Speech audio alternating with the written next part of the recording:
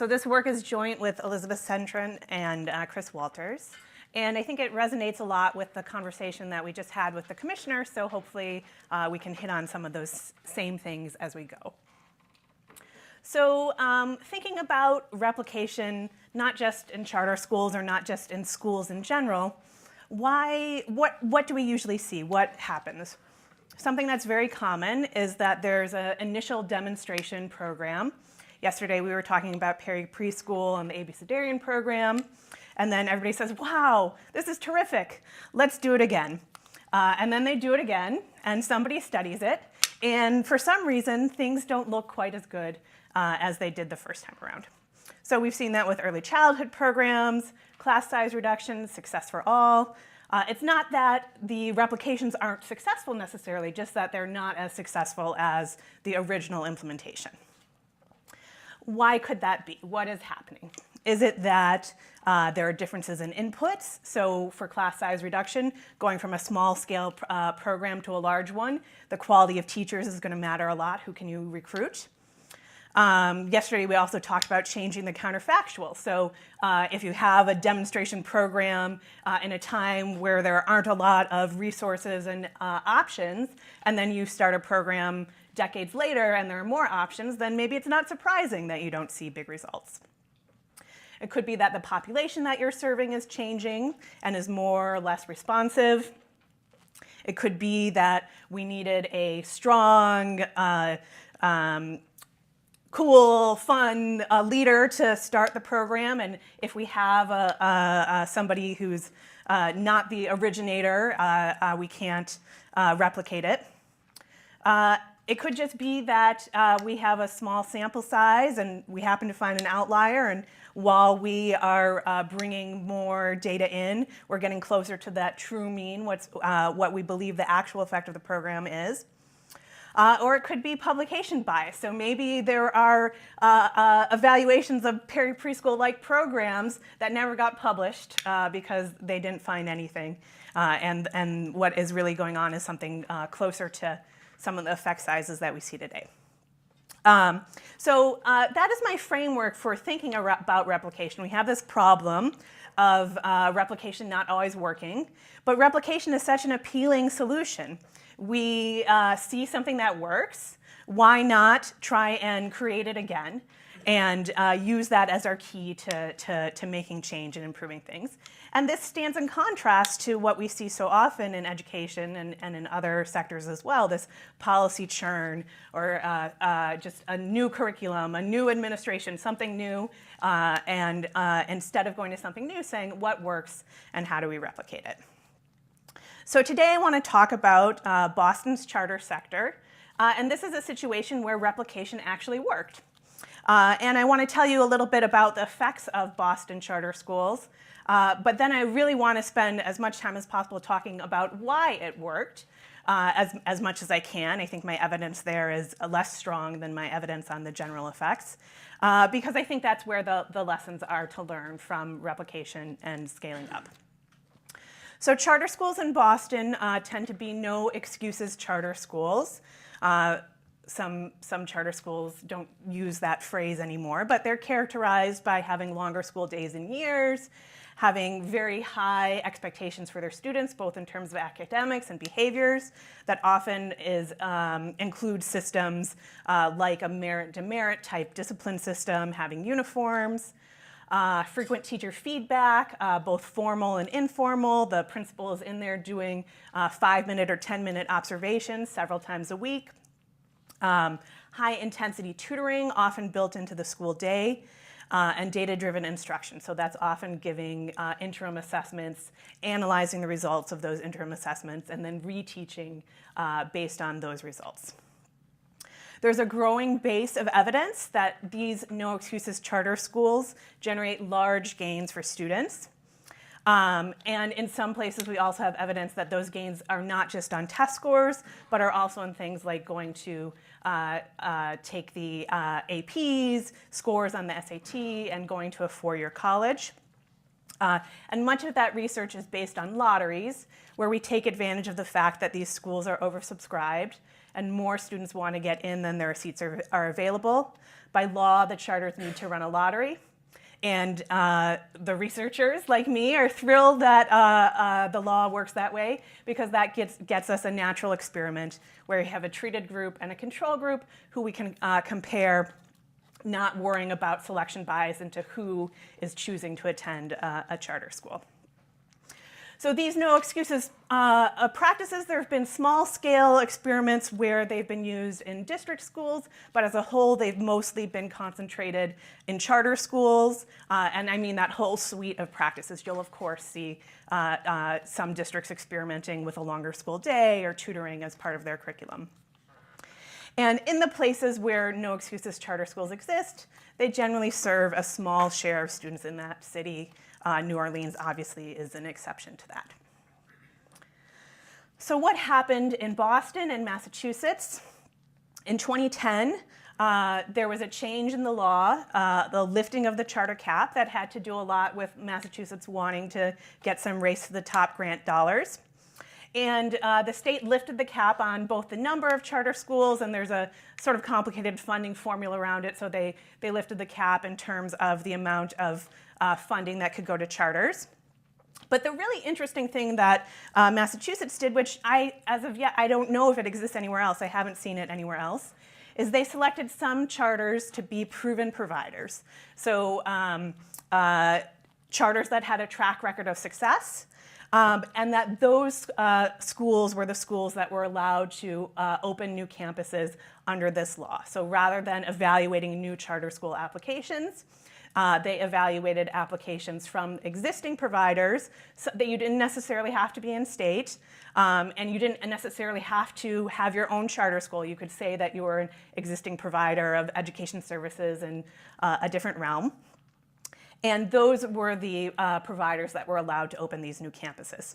So this was not, as we talked about before, letting 1,000 flowers bloom. This was selecting who would replicate and allowing those particular campuses to replicate. In the course of less than 5 years, the number of charter schools doubled in Boston, and the share of Boston middle school students going to charter schools doubled from 15% to over 30%. So you can see, here's our change in the law, and especially in middle school, which is that blue line, we see a very large increase in the share of Boston students going to charters. So this is the scenario that I want to talk about today. And I'm interested in figuring out, were these new campuses successful? Did replication work, especially when we see this track record in past studies of replication not working? And if it does work, what explains the success of that scaling, given, again, that we haven't seen that in other areas? And the key tool that I'm going to use where possible is these randomized lotteries to help me generate an effect of attending a charter school that I think is close to that causal effect of attending, as opposed to being based on who decides to attend a charter school. So I'm going to be looking at 14 charter middle schools. That covers about 94% of Boston middle school charter enrollment. And we're missing one school that closed. Obviously, you can't get records from a closed school. And one school that has persistently, for 10 years, not answered my phone calls. We're going to be looking at three types of schools. The proven providers, so those were the schools selected to expand. The new campuses that they opened up, I'm going to call them expansion charters. And then 3 other charter schools, and those were charter schools that might have applied to become a proven provider, but were not approved to do so, or they could just have said, we're going to focus on what we're doing, and we're not going to expand. So what is happening sort of before and after expansion in terms of who is applying? We see this big increase in who's applying. So about 15% of students applying, up to 35% of students applying. But we also see a changing group of students who are applying. So the student body went from being a selected student body to one that looked much more similar to Boston Public Schools as a whole. So I'm showing you test scores in math and English language arts before and after the expansion. That little Greek letter is a sigma. It's standing for standard deviations. So before the expansion, students had test scores about 1/4 of a standard deviation above the Boston mean. And then after the expansion, test scores were essentially equivalent. Before the expansion, about 70% of students applying to charters received free reduced price lunch. After the expansion, that went up to 80%, and that's on par with BPS. And we similarly saw increases in the rate of English language learners, though they're slightly lower than BPS. And special education students sort of remained about the same level, close to but a little bit below Boston Public Schools. So why did we see this change? I think two things were happening at the same time. So just more and more word of mouth was spreading about these schools and how they had good outcomes for kids, and more people were interested, so there was higher demand and reaching more families. And then as part of this law, recognizing that there's a concern about charter schools not recruiting or serving families that are representative of the district as a whole, the state also required schools to have a recruitment plan targeting students with special needs in particular, be them English language learners or special education students. And they also, as part of that, required districts to share, for example, the names and addresses of 4th graders in the district so that they could do mailers or do targeted recruitment to try and get folks to apply. So all of these efforts were successful, and after the expansion, the students applying to charter schools look broadly similar to the students who are in the district as a whole. So what am I going to do sort of to show you my main results?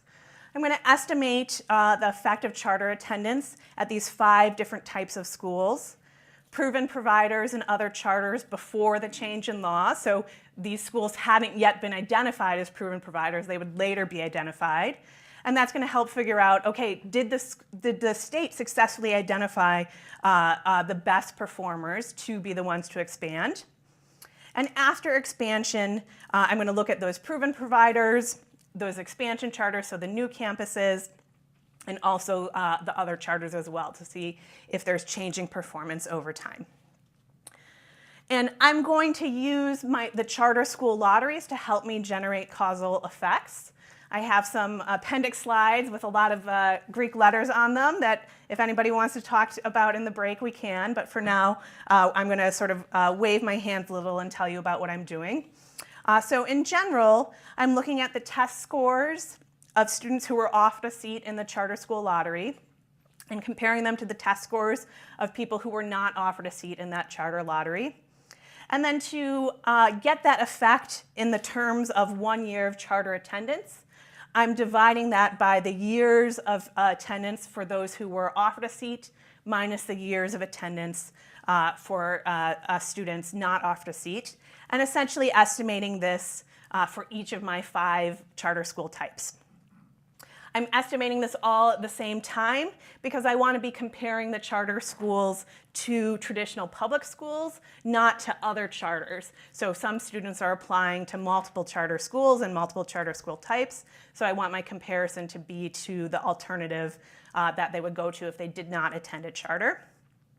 And to do that, I'm controlling for what I call risk sets, or the group of schools that you apply to, because if you apply to more schools, you're more likely to get in. So we're only going to be comparing within groups of students who are applying to the same set of schools. All right, what happens when I do that? These are the effects of 1 year of charter school attendance on math scores in Boston. Over here, I have before the charter school expansion. And over here, I have after the charter school expansion. My blue bars are the proven providers. The gray bars are the other charters. And the green bar is the expansion charters, the new campuses coming from this law. So what do we find out? the first thing we find out is that the state did successfully select the highest performing schools to be the ones to replicate. The proven providers, the effect of attending a proven provider school before the expansion, before these schools were identified, is about a third of a standard deviation per year of attendance on math scores. I want to emphasize how big that is. I don't know how many of you are researchers in education, but that's the largest effect size I have ever seen as a researcher, and that means attendance at one of these schools for 3 years, assuming linearity and some other things, would basically close the achievement gap in Boston. Other charters still have a significant effect on test scores of about 0.2 standard deviations per year of attendance. And in any other context, that would be a big, substantial effect on test scores. It's just that the effects of these schools that are eventually deemed proven providers are so much larger, and the difference between those two groups is statistically significant. Okay, so the first question I have is, do those proven providers still work after the expansion? So they're putting resources and effort and leadership into opening up these new schools. You could imagine that all of this energy going to the new campuses could mean that performance falls in these schools. And what we find is performance essentially remains the same. If anything, it's a teeny bit bigger, but that difference is not statistically significant. Our next question is, what about these new campuses, the new campuses that opened up? So we do find that the new campuses that open up are also incredibly successful. The effect size is, again, about a third of a standard deviation, and there's no statistical difference between those two groups. And this, I think, is pretty remarkable given that we have other research. It doesn't use lotteries, but it shows that schools in the first year or two, charter schools in their first year or two, tend to be less successful for obvious reasons. It's hard to open a new school. So something about this replication is allowing schools to be successful and allowing these schools to be successful right away. And we see that the expansions are more effective than these other charter schools, the ones that were either not permitted to expand or not interested in expanding. This is particularly interesting given some of these other charters are the longest running schools in Boston. They've been serving students basically since the charter law started. And so these new campuses are even surpassing these older campuses. The pattern is very similar in English language arts, but the effect sizes are smaller and it's more difficult to detect statistical significance here. And in general, in the charter schools, we see a pattern of larger results in math than in English language arts. But here we see, if anything, that the expansion charters have some of the largest effects on student test scores. All right. So now I want to get into, so hopefully you believe those things. And if you don't, I'm happy to talk with you during the break and try and convince you.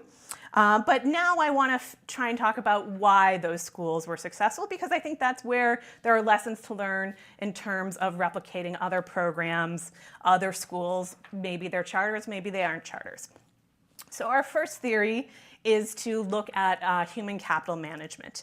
And we know a few facts just from talking to the folks that are opening these new campuses and also looking at the data on teachers. About 2/3 of the teachers at these new campuses are totally new to Massachusetts. There's a possibility that they were teaching elsewhere, but that's not something that is very likely, so they were novice teachers. We also know that the school leadership at these new campuses tended to be folks who were trained in the original campus, so maybe they were a classroom teacher, maybe they were an assistant principal, maybe they were a teacher leader or a head of a department or a grade. So they were coming from that previous campus and coming to the new campus. They brought with them 10% of the original campus's teachers went to the new campus, where they made up about 1/3 of the teachers there, and then 2/3 of the teachers were brand new teachers. All right, so what can we do in terms of trying to look at, with a little bit more rigor, what's happening with teachers in these schools? So what we do is we run essentially what is a standard value-added model where we want to sort of separate the effects of teachers on test scores. We're running this model. We have an indicator in there for whether you're in a charter school or not. So by definition, given the big effects we saw on charter school teachers have to be more effective in order for that to be the case. That's sort of a mathematical reality of what's happening with these test scores. But what we're doing here is we're trying to take out that big charter school effect and look more specifically at what is happening with the teachers in the different sectors, the charter sector and the Boston sector. And here what I'm looking at is the returns to experience. One of the most frequent findings that we see in the economics of education is that novice teachers are bad, but that they rapidly improve in terms of impacts on test scores. And so what I'm showing you here is compared to novice teachers, what's the effect of having a teacher at the beginning of their career with 1 to 4 years of experience, or a teacher with 5 or more years of experience. And what we see in Boston is what we see in many school districts, which is as teachers get more experience, they tend to have larger impacts on test scores, about a tenth of a standard deviation here. And when we look at charter schools, we see something else. We do see some gains to experience in those first few years, but then more experienced teachers, there tends to be no difference there.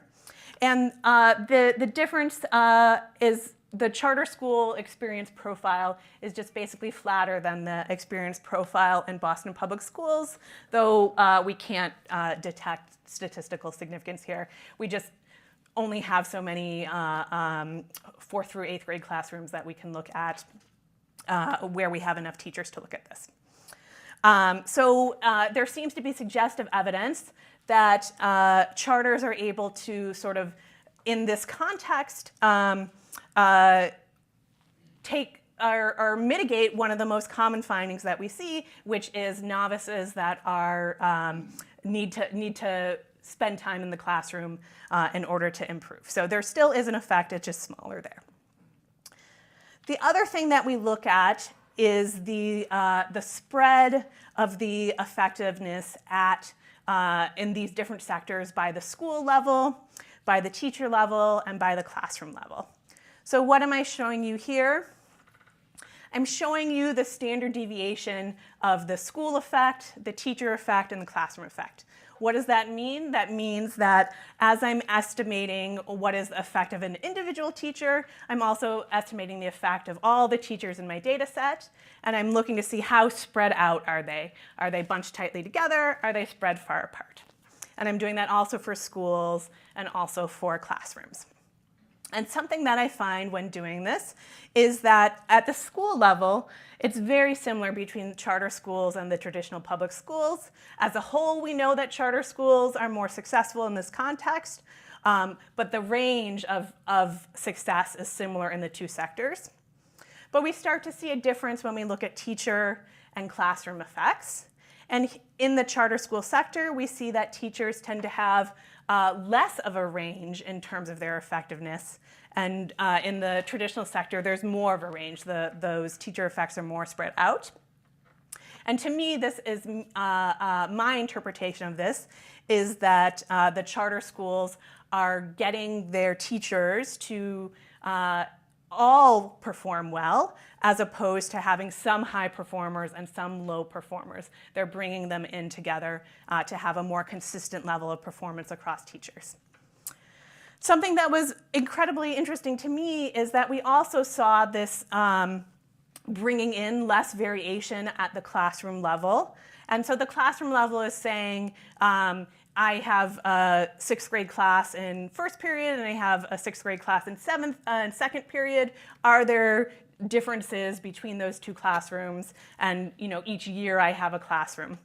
And when we see differences in those classrooms, we usually think of it as something that is a random event, something that's idiosyncratic My old boss, Tom Kane, always talks about the dog barking during the time that the test is taken, and it barks in 2007, but it doesn't bark in 2008, and test scores are higher in 2008. So we often think of this as something that we can't change. But it appears that the charter schools in Boston are able to change that. We see less variation in that classroom effect than we do in the traditional public schools. And again, this is suggestive, but it's consistent with an explanation of having a consistent culture across different classrooms, a consistent behavioral and classroom management system, and the idea that these schools are creating a system in which teachers and classrooms all operate consistently instead of folks closing their doors and doing their own thing. And sometimes that's a very high-performing thing, but sometimes that's also a very low-performing thing. Okay, so that's one possibility. I think we do find some evidence that human capital management is definitely different in charter schools than in the traditional public schools, and that could be something that is contributing to the success of the replication. The other thing that, one of the other potential explanations, and we talked about this yesterday, is the idea of the counterfactual. Where would these students attend if they did not attend one of these schools? So a hypothetical would be, perhaps these expansion campuses are locating in areas of particular poor performance, and we're able to see these big effects at those schools because they've located in places where the alternatives that the students would attend are so low performing. That's not what we see. So here I'm showing you before the expansion, after the expansion, and what I'm showing you is the value added of the school attended by the students who don't attend the charters, who are part of this natural experiment but don't end up attending because they didn't win a seat in the lottery. And as we can see, there's no pattern here. The numbers are very small. These are basically zeros. You can also see it in a graph here where I'm graphing the charter school effect against the value added option, and we couldn't draw a line. There's no pattern there to see. So it doesn't seem like there is a consistent pattern with attendance at the counterfactual that could potentially be explaining the success of the replication. Our next idea was to look at that changing population. I talked about how the population has become more representative of Boston as a whole.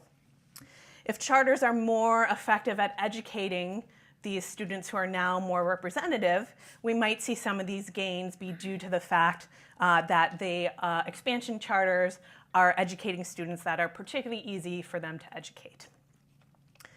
So to do this, I'm going to decompose that charter school effect into two different effects.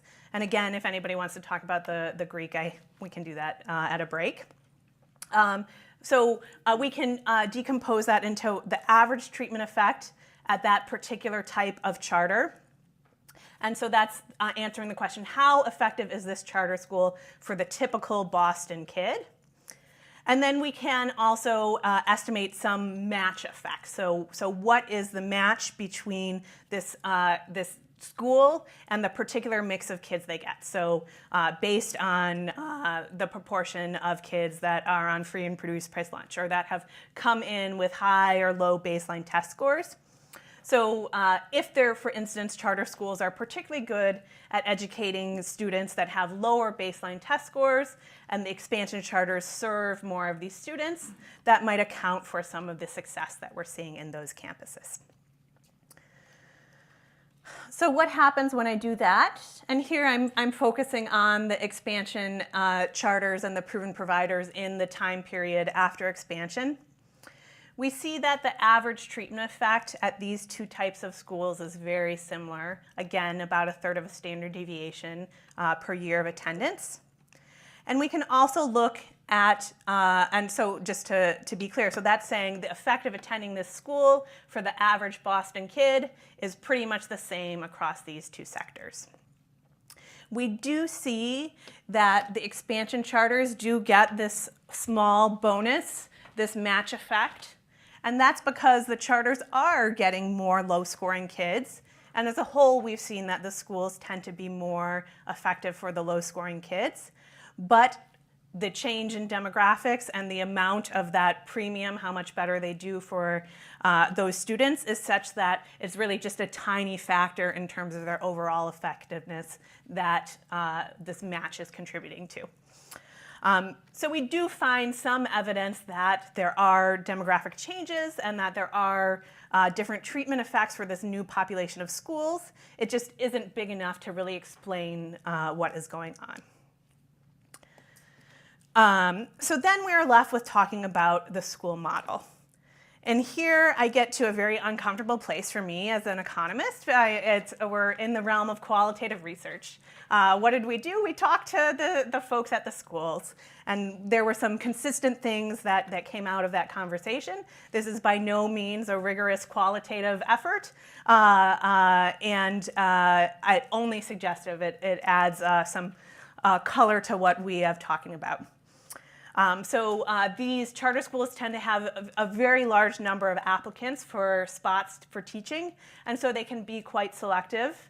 And so in that selection, they focus the most on fit. So teachers that are willing to and excited about implementing their model, not necessarily doing their own thing.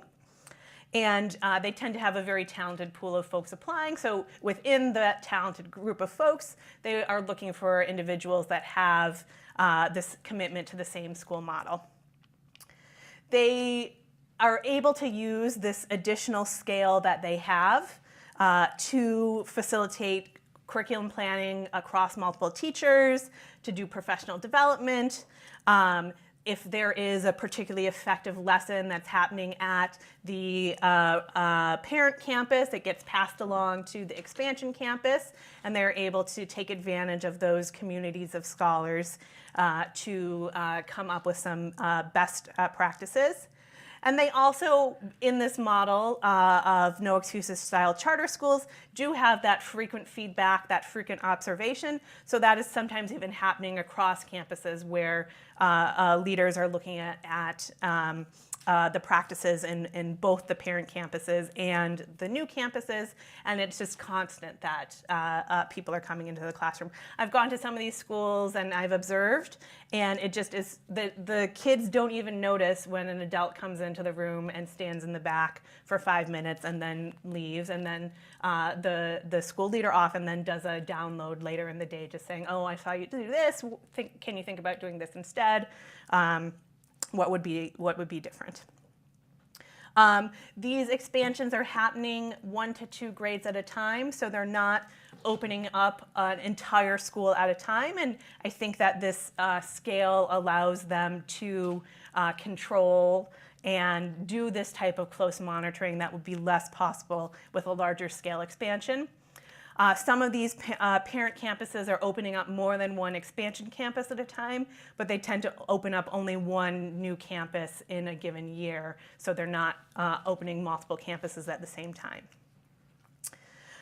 We also heard a lot about this tension between autonomy and centralization, and it's very interesting to think about this replication here in Minnesota, where the first charter school law was founded, where we often think about charter schools as, again, in the conversation with the commissioner, as laboratories for experiments. This is not a laboratory. This is saying we found a successful model and we're going to replicate it. And the teachers and the leaders have autonomy to implement that model in the best way that they can, but they are implementing a specific model. They're not experimenting and creating something new. Whether that is the best potential policy out there of all potential ways to think about using charter schools, I don't know the answer to that. But certainly in Boston, they have found that to be a way to successfully replicate what they are doing.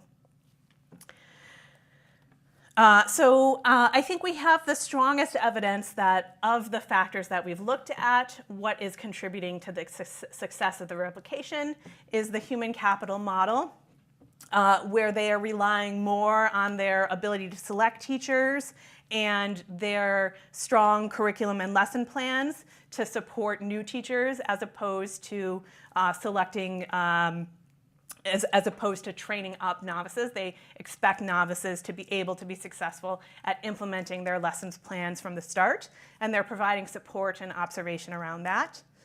And I think that the school model is likely very tied into the successful replication because they're doing what worked in the first school and trying that again in the new school. Just to sum up, we found that the no excuses charter schools were able to reproduce their effectiveness at new campuses. This stands in contrast to a very common thing that we see in the literature, which is that successful demonstration projects don't necessarily replicate their success later. This happens even though charters are now serving twice as many students than they were before. And we didn't find that outside options or changing demographics explain the effect. Instead, it was human capital and faithfulness to the model that seemed to do the most in terms of explaining the success of the replication. I do want to say that while the charters doubled their market share, it went up to about 30% of students in Boston. It's impossible to know what would happen if it went up to 50% or if it was a place like New Orleans or Detroit where there's more and so many. New Orleans is an all charter school model. So we don't know. And it's also, I think, important to talk about it happening in the context of Massachusetts, which is a single authorizer state. They have fairly strict regulations for their charter schools, and they were tightly monitoring this progress. They were selecting the schools that could replicate, and it's not clear to me that this model could be successful without that oversight. And it's also happening in the context of a cap. So the cap was increased, but there still was a cap. And that cap means that perhaps that there was a latent supply of folks in Boston who were ready to work in these schools, to be school leaders, and they didn't previously have the opportunity to if they wanted to stay in Boston. And indeed, you see many of them move to New York over the years. And so here was an opportunity to open up and expand these new campuses. And so again, it's not clear that this type of replication would be successful in other contexts where there wasn't necessarily that latent supply of teachers and teacher leaders. Thank you so much. I hope to talk to many of you throughout the day today. And now for a few minutes, I think we have a few minutes for questions. And then you can always get in touch with me as well.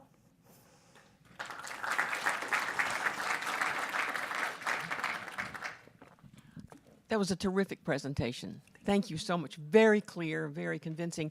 I have one technical question and one sort of opinion question. The technical question is, were these all middle schools or so? Yes. Oh, I just wanted to make sure. Okay, so yes. We're all focusing on just middle schools. Mm-hmm. And the other one is, can this effort be sustained? So I'm remembering that there was a great study 40 years ago, it's because I'm old, that St. John did in New York schools, which also talked about the principal's vision for the school. If everybody understood it and knew they had to carry it out, that was the most important phenomenon at making a school successful. The question is, can you sustain that intensity? Yeah, How long? So something that's interesting to me is the characteristics of these schools are very similar to the characteristics of schools that were identified in more qualitative research in the 1980s, looking at what an effective school looks like. These schools have been in Boston, many since the mid-90s, and over the time that we can look, we do see that their scores, their effects on test scores remain similar over time. the big question for me is this context of this cap. So young people are coming to Boston every year, going to school. They come, they love Boston. I love living in Boston. They want to stay, and they're willing to come and do these jobs, work in these schools for a few years, and then often they move on after that. And it seems like the model is built such that it's possible to do it that way. What I don't know, and I think is a much bigger question, is if it wasn't in this place where we have this nexus of human capital, if it wasn't in this place where we had this suppression of the number of people, would that be possible? And I do think there is a lot about the implementation and the charismatic leader. But we have seen many of these organizations transition during this time period. It's not always the same leader in place. They bring somebody up from within the ranks. And I think that's an interesting and effective model. Thank you. I agree with Dale. Great presentation. I had the pleasure of doing a review of the literature on charter schools with Ron Zimmer and Rich Romano. And one of the things that I think is understudied is the impact on the public schools when, especially if the private school, the charters double their share. It seems to me like the disruption in the public schools may result in a drop in their performance. Plus, they are the repository of all of these disappointed students who wanted to get in. And that to me, was the most understudied aspect of, we have this beautiful randomization, but the control group has been clobbered in some way by the process. And so I wonder if that's something else you might be able to look at. Yeah, so that's something that I've just been interested in. I haven't personally done work on that, though I do know that a new review is supposed to be coming out in a couple months looking at the effects of charters not on participants but on non-participants, and I'm happy to share that with anybody once it does come out. So if you just look at levels, BPS is sustaining or even growing over time in terms of effects on test scores and high school graduation. But obviously we know, like, there could be changing demographics, lots of things that are going on. They could be doing even better if the charter school, in absence of the charter schools. Massachusetts is also somewhat rare in that they have some transition payments that go back to the school district to help the school district adjust. And the school district it's been a time of change in Boston and declining enrollment. Some of it is coming from charter schools. Some of it is coming from young families not staying in the city. And figuring out what the right size of a school in the school district, I think, is an incredibly painful, hard process. And it's something that is happening in Boston and it's happening elsewhere. Something else that is happening is a district charter partnership where they call it the Boston Compact, and it also includes parochial schools where teams of teachers go visit other campuses and try and learn best practices. So I agree that this is understudied, and I encourage myself and other researchers in this room to put their attention there. And I think especially as charter schools expand in more and more places, and intra-district choice that includes charter schools as part of an open enrollment system, I think that there's more opportunities to look at that, and it's a very fruitful place that we need to know more. So I know, Neil, I know Brenda disagreed with me when I said this earlier, but I'm going to ask you about the difference effect of parents. Because when I talk to teachers, often teachers will say the biggest determinant on whether or not this child succeeds is how engaged the parent is in the education process. And for whatever reason, some parents are more engaged than others. So the one thing that I always find, I thought your analysis was fantastic. So thank you for being here. Thank you for presenting it. The one piece that I think is very difficult to measure is, I think the advantage charter schools have is they're selecting better parents. By virtue of the fact that you're choosing to send your kid to this lottery, you're demonstrating a level of engagement that not every parent may have. I'm just curious is there any way to try to get at that effect? Yeah. So I have to say this. I have to say this because we're using the lottery. We're comparing within those very motivated families. I still think what we're finding is the appropriate effect of the charter school. But the question is, are the charter schools going to be similarly effective if for some reason we were able to get more families to apply? So I think there are a few things that we do know. My colleague Chris has some great work where he looks at effects on, in particular, the lowest scoring students, which have some of the largest effects. And he hypothesizes that if charters serve more of these students, we would see even larger effects, but these are the students that originally were the least likely to apply. We saw a huge change, and I think in the most recent year of our data, we have 40% of the district applying to charter schools. In places like Denver and Newark, charter schools are now incorporated into a universal school choice system, and they have seen a big increase in terms of who applies. So I think part of it is not desire, but institutional barriers, like having to fill out that special application, as opposed to doing it within a system where you can choose between all of those choices. I think parents and families and excitement about the option is potentially what's going on. It's a concern in terms of generalizability, but I do think that there is latent demand, that institutional barriers are blocking people who would apply, who would be interested, but don't have access because you have to take this extra step. And in places where you don't have to take that extra step, applications have gone up.